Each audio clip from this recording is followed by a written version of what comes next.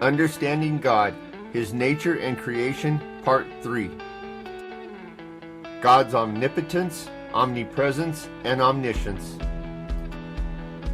Omnipotent. God is all-powerful, able to do anything that is consistent with His nature.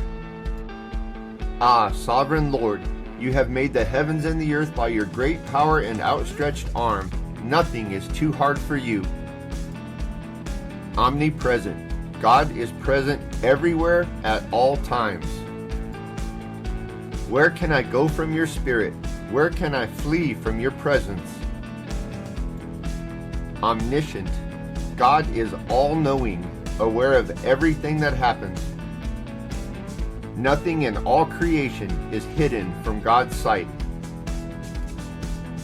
Please like and subscribe for Part 4.